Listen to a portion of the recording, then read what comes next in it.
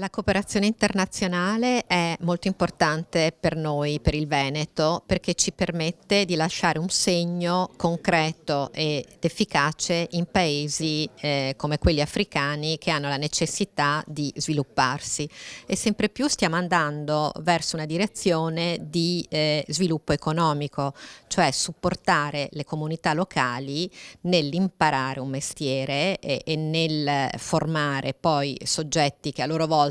saranno formatori per dare vita a delle iniziative concrete, per lasciare un segno. Quindi usciamo dalla logica un po' assistenziale e cerchiamo invece di utilizzare una logica più proattiva e pragmatica. Questo perché è un po' anche nel DNA del Veneto.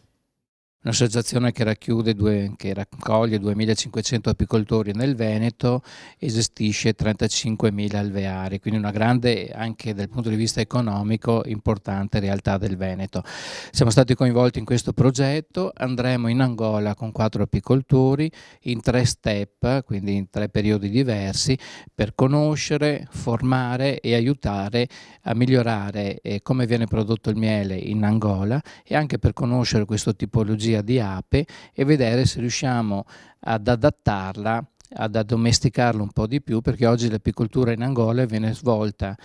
con dei tronchi che vengono issati negli alberi, le api vanno dentro, fanno il miele e poi gli angolani schiacciano tutto e viene fuori un miscuglio di cera e di miele. Quindi c'è molto lavoro da fare e credo che col nostro aiuto e della Regione del Veneto, del Dipartimento di Cooperazione Internazionale e dell'UNIDO, riusciremo sicuramente a migliorare e anche creare occasioni di lavoro e un'economia circolare migliore in Angola.